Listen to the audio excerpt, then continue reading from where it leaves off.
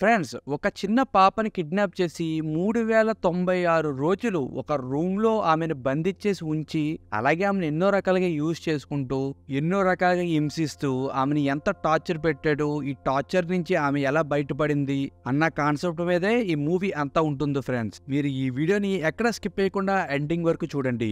ఇక మూవీ స్టోరీలోకి వెళ్ళిపోతే, మూవీ స్టార్టింగ్ సీన్‌లో మనకి నటాషా అనే ఒక అమ్మాయిని చూపిస్తారు. ఈ అమ్మాయికి చాలా అర్జెంట్‌గా టాయిలెట్ వస్తూ ఉంటుంది. అందుకే పక్కనే ఉన్న ఉల్ఫ్ అనే అబ్బాయిని నాకు టాయిలెట్ వస్తుంది అని అడుగుతుంది. ఈ ఉల్ఫ్ అనే అతను వాష్రూమ్ దగ్గరికి వెళ్లి వాష్రూమ్ లో ఎవరన్నా ఉన్నారా లేదా అని చెక్ చేసి ఈ అమ్మాయిని వాష్రూమ్ లోపలికి పంపిస్తాడు. నటాషా వాష్రూమ్ లో కూర్చున్నప్పుడు ఆ వాష్రూమ్ లో ఇంకొక వ్యక్తి కూడా ఉన్నాడని నటాషా గమనిస్తుంది. నటాషా ఆమె దగ్గరికి వెళ్లి ప్లీజ్ నాకు హెల్ప్ చేయండి అని బతిమాలుతూ ఉంటుంది. ఇక్కడ సీన్ కట్ చేస్తే స్టోరీ అనేది ఫ్లాష్ బ్యాక్ వెళ్తుంది. ఇది నటాషా చిన్నప్పుడు. నటాషా వాళ్ళ నాన్నతో కలిసి ఒక పార్టీలో డాన్స్ చేస్తూ ఉంటుంది. ఇతనే నటాషా వాళ్ళ డాడీ. ఈ పార్టీ ఆ నైట్ అయిపోయిన తర్వాత రోజు తెల్లారుతుంది. నటాషా దగ్గరికి వాళ్ళ మమ్మీ వస్తుంది. ఫాస్ట్ గా లెగు నటాషా, నువ్వు స్కూల్ కి వెళ్ళాలి అని అంటుంది. నటాషా నైట్ పార్టీ నుంచి రావటం వలన చాలా బద్ధకంగా ఉంటుంది. నటాషాకి ఈ రోజు స్కూల్లో సివిల్ డ్రెస్ కాబట్టి వాళ్ళ మమ్మీ ఒక డ్రెస్ ఇస్తుంది. నటాషా ఆ డ్రెస్ ని పట్టుకుని, ఈ డ్రెస్ నేను వేసుకోను, ఈ డ్రెస్ వేసుకుంటే నేను చాలా లావుగా కనపడతాను అని అంటుంది. నువ్వు సన్నబడాలి అంటే నువ్వు ముందు బిస్కెట్లు తింటాం ఆపేయాలి అని వాళ్ళ మమ్మీ సమాధానం ఇస్తుంది. సీన్ కట్ చేస్తే నటాషా స్కూల్ కి వెళ్తూ ఉంటుంది. తను వెళ్తున్న దారిలోని ఉల్ఫ్ అనే వ్యక్తి కాపలా కాసి నటాషాని కిడ్నాప్ చేసి అతను వ్యాన్ వేసుకుని తీసుకువెళ్ళిపోతాడు. నటాషాని ఉల్ఫ్ కిడ్నాప్ చేసి తీసుకువెళ్తాం ఒక అమ్మాయి చూస్తుంది. ఒకవైపు ఈ ఉల్ఫ్ అనే వ్యక్తి నటాషాని ఒక అండర్ గ్రౌండ్ రూమ్ లోని పెట్టి లాక్ చేసేస్తాడు. అసలు ఆ రూమ్ అక్కడ ఉందన్న విషయం అతనికి తప్ప ఇంకెవరికి తెలియకుండా ప్లాన్ చేస్తాడు. సీన్ కట్ చేస్తే నటాషా కళ్ళు తెరుస్తుంది. తను ఎక్కడుందో అసలు తనకు అర్థం కాదు. మొత్తం ఆ రూమ్ లో అంతా ఒక లైట్, ఒక వాష్ బేసిన్, బాత్రూమ్ తప్ప ఇంకా ఏమీ ఉండవు. చాలా సమయం తర్వాత రూమ్ లోకి ఉల్ఫ్ వస్తాడు.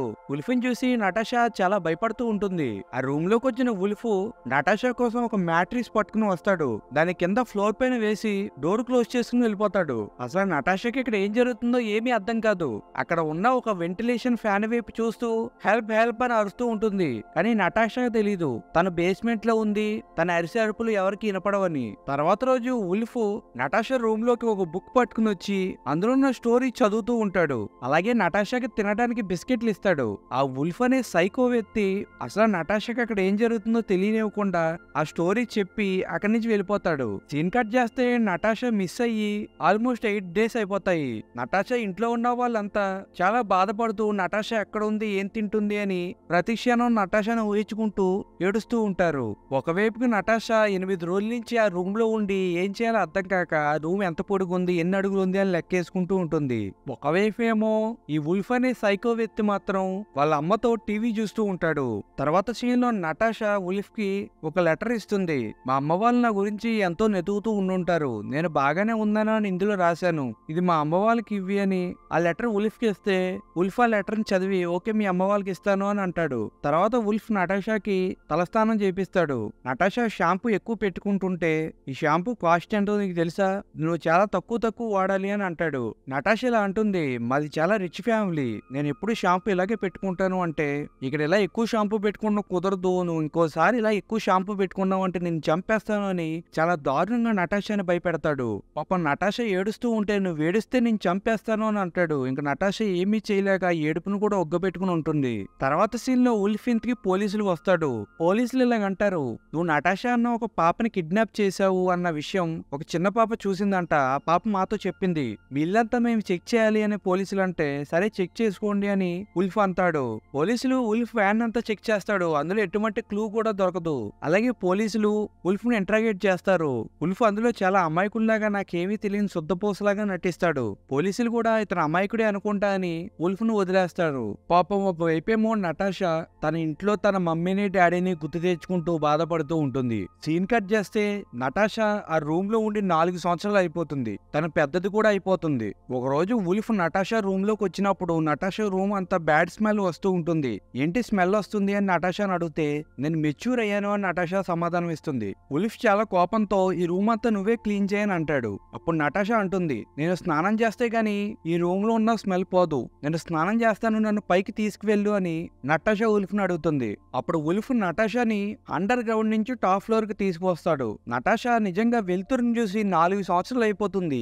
అలాగే ఉల్ఫ్ నటాషాని బాత్రూంలో తీసుకెళ్లి వదులుతాడు. నటాషా మీరు వెళ్ళిపోండి నేను స్నానం చేస్తాను అంటేని అలా కుదరదు నా ముందే స్నానం చేయాలి అని ఉల్ఫ్ అంటాడు. ఇక నటాషాకి వేరే ఛాన్స్ లేక అతని ముందే స్నానం చేస్తుంది. సీన్ కట్ చేస్తే ఉల్ఫ్ వాళ్ళ అమ్మ ఉల్ఫ్ షర్ట్ మీద ఒక లేడీస్ హెయిర్ చూస్తుంది. వాళ్ళ అమ్మ ఇలాగంటుంది, ఓ ఈ మధ్య నువ్వు గర్ల్ ఫ్రెండ్లను కూడా మెయింటైన్ చేస్తున్నావా అని. తర్వాత ఉల్ఫ్ అండర్ గ్రౌండ్ కి వెళ్లి నటాషాకి హెయిర్ ఉండకూడదు అని నటాషాకి గుండు కొట్టేస్తాడు. తర్వాత క్రిస్మస్ వస్తుంది. ఉల్ఫ్ నటాషా రూమ్ ని డెకరేట్ చేసి నటాషా కోసం ఒక సౌండ్ ప్లేయర్ అలాగే కొన్ని గిఫ్ట్ పట్టుకుని వస్తాడు. అలాగే తన దగ్గర ఉన్న కెమెరాతో నటాషాని షూట్ చేస్తూ ఉంటాడు. ఆ సమయంలో నటాషా నాకు మా అమ్మని మా నాన్నని చూడాలని ఉంది, ఒక్కసారి తీసుకువెళ్ళవా ప్లీజ్ అని అడుగుతుంది. అప్పుడు ఉన్నట్టుండి ఉల్ఫ్ చాలా కోపపడిపోయి నీకు అన్ని నేనే, నీకేం కావాలన్నా గానీ నన్నే అడగాలి అని చాలా సీరియస్ గా వార్నింగ్ ఇస్తాడు. ఒకవైపు నటాషా వాళ్ళ అమ్మ వాళ్ళ అమ్మమ్మ నటాషాని గుర్తు చేసుకుంటూ చాలా బాధపడుతూ ఉంటారు. ఇన్ని సంవత్సరాలైనా గానీ నటాషాని వీళ్ళు అసలు మర్చిపోలేకపోతారు. ఒకవైపు ఉల్ఫ్ నటాషాతో ఇలాగంటాడు, నువ్వు పెద్దదాని అయ్యావు కాబట్టి ఈ రోజు నుంచి నేను కూడా నీతోనే పడుకుంటాను. ఒకవేళ నువ్వు గానీ నన్ను ఏమైనా ఇబ్బంది పెట్టావు అంటే నేను చంపేస్తాను, అలాగే మీ అమ్మాయిని కూడా చంపేస్తాను అని బెదిరిస్తూ ఉంటాడు. ఉల్ఫ్ నటాషా చేతికి ఇతని చేతికి ఒక బ్యాండ్ ని కట్టేసి నటాషాని ఎంతో దారుణంగా హింసిస్తూ ఆమెతో పడుకుంటాడు. ఆ రోజు నుంచి ఉల్ఫ్ అప్పుడప్పుడు నటాషాని వాళ్ళ ఇంట్లోకి తీసుకువెళ్లి వాళ్ళ ఇల్లంతా చూపిస్తూ ఉంటాడు. మన ఉల్ఫ్ ఎంత సైకో అంటే ఒకవైపు నటాషాని ఎన్నో రోజుల నుంచి తన ఇంటి బేస్మెంట్ లో బంధించేసి ఇతను మాత్రం పబ్బులకి కట్టా తిరుగుతూ ఉంటాడు. అలాగే ఉల్ఫ్ ప్రతిరోజు నటాషాతో ఇంటిమేట్ అవుతూ ఉంటాడు. ఒకరోజు ఉల్ఫ్ నటాషాని ఎంత దారుణంగా హింసిస్తాడు అంటే తనకెంతో నచ్చే ఫుడ్ తయారు చేసి ఈ ఫుడ్ నాకు నీకోసం కదని తన ప్లేట్లో వేసుకుంటాడు. నటాషా పాపం ఆకలి తట్టుకోలేక ఆ ఫుడ్ ని కొద్దిగా నోట్లో పెట్టుకుంటుంది. అప్పుడు ఉల్ఫ్ నటాషాని తుక్కి కింద కొట్టి ఆ ఫుడ్ కక్కేసిలా చేస్తాడు. ఫైనల్ గా ఒక్క రోజు ఉల్ఫ్ నటాషాని బయటికి తీసుకువెళ్తాడు. ఆల్మోస్ట్ నటాషా అయితే ఆ బయట ప్రపంచాన్ని మనుషుల్ని చూసి ఎన్నో సంవత్సరాలు అయిపోతుంది. నటాషా బయట ఉన్న జనాన్నంతా చాలా వింతగా చూస్తూ ఉంటుంది. కానీ ఉల్ఫ్ మాత్రం నువ్వు వాళ్ళని ఎవరిని చూడకూడదు, నువ్వు రోడ్ని మాత్రమే చూడాలి అని అంటాడు. ఉల్ఫ్ నటాషాని తీసుకుని పెయింట్ లో అమ్మే షాప్ కి వెళ్తాడు. అక్కడ కొన్ని పెయింట్ డబ్బాలు కొనుక్కుని నటాషాని తీసుకుని ఇంటికి వచ్చేస్తాడు. ఇంటికి వచ్చిన తర్వాత నటాషా చాలా ఫీల్ అవుతూ ఉంటుంది. ఎల్లకెళ్ళక ఎన్నో సంవత్సరాల తర్వాత నేను బయటికి వెళ్ళాను, ఇతను వదిలేసి పారిపోకుండా నేను చాలా పెద్ద తప్పే చేశానని నటాషా ఫీల్ అవుతూ ఉంటుంది. కొన్ని రోజుల తర్వాత నటాషా రేడియో వింటూ ఉండగా ఆ రేడియోలో నటాషాకి సంబంధించిన న్యూస్ వస్తూ ఉంటుంది. నటాషా మిస్ అయిపోయిందని తను ఎవరికైనా కనపడితే చెప్పండి అని రేడియోలో చెప్తూ ఉంటాడు. అది విన్న నటాషా చాలా ఎమోషనల్ అవుతుంది. ఇన్ని రోజులైనా గానీ మా ఫ్యామిలీ ఇంకా నన్ను మర్చిపోలేదు అని అనుకుంటుంది. అదే రోజు నైట్ ఉల్ఫ్ నటాషాకి ఒక వెడ్డింగ్ డ్రెస్ వేసి తనతో ఇంటిమేట్ అవుతా సిద్ధమవుతూ ఉండగా నటాషా ఇలా అడుగుతుంది, అసలు నన్ను నువ్వు ఎందుకు కిడ్నాప్ చేసి ఇన్ని రోజులు ఇలా ఎందుకు ఇబ్బంది పెడుతున్నావని. అప్పుడు ఉల్ఫ్ ఇలాగంటాడు, నువ్వు చిన్నగా ఉన్నప్పుడు ఒక రోజు నువ్వు నన్ను చూసి నవ్వావు, నీ నవ్వు నాకు నచ్చే నేను నిన్ను కిడ్నాప్ చేశాను అంటాడు. ఇంకా ఆ తర్వాత నుంచి ఎప్పుడులాగే నటాషాని హింసిస్తూ తనతో ఇంటిమేట్ అవుతూ ఉంటాడు. ఒకరోజు నటాషా ఈ బాధంతా తట్టుకోలేక తను చనిపోదామని తన రూమ్ అంతా స్మోక్ వచ్చేలాగా చేస్తుంది. అప్పుడు ఆ ప్లేస్ కి ఉల్ఫ్ వచ్చి నువ్వు చచ్చిపోదాం అనుకున్నా గానీ మీ ఫ్యామిలీని అంతా నేను చంపేస్తాను అని బెదిరించి నటాషాని తుక్కు కింద కొడతాడు. ఫైనల్ గా ఒక్క రోజు నటాషాతో ఉల్ఫ్ ఇలాగ అంటాడు, నేను ఈ వ్యాన్ అమ్మేస్తున్నాను, నువ్వు వ్యాన్ అంతా క్లీన్ చేయని నటాషాకు పని అప్పగిస్తాడు. నటాషా ఆ వ్యాన్ అంతా క్లీన్ చేస్తూ ఉంటుంది. అదే సమయంలో ఉల్ఫ్ కి ఒక మొబైల్ కాల్ వస్తుంది.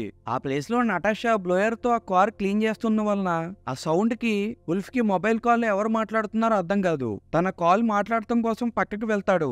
అప్పుడు నటాషా ఆ ఇంటి డోర్ ఓపెన్ చేసి ఉండటం చూసి ఫాస్ట్ గా పరిగెట్టుకుంటూ ఆ డోర్ ఓపెన్ చేసుకుని బయటికి వెళ్ళిపోతుంది. నటాషా చాలా దూరం పరిగెట్టు వచ్చేస్తుంది. కానీ ఎక్కడ చూసినా గానీ చెట్లే ఉంటాయి, ఒక్క ఇల్లు కూడా కనపడదు. ఆ సమయంలోనే ఒక్క ఇల్లు నటాషా కనపడుతుంది. ఆ ఇంట్లోకి వెళ్లి అక్కడ ఉన్న పెద్ద ఆమెతో ఇలాగంటుంది, నన్ను ఒక అతను కిడ్నాప్ చేశాడు, ప్లీజ్ మీరు పోలీసులకు కాల్ చేయండి అని నటాషా ఆమెతో అనగా ఆమె పోలీసులకు కాల్ చేస్తుంది.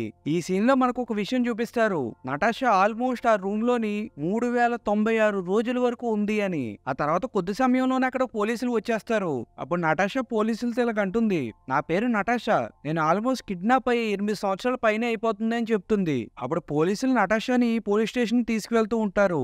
ఒకవైపేమో ఉల్ఫ్ నటాషా వెళ్ళిపోయింది అని ట్రైన్ కింద పడుకుని చచ్చిపోతాడు. ఒకవైపు నటాషా వాళ్ళ ఫ్యామిలీని కలుస్తుంది.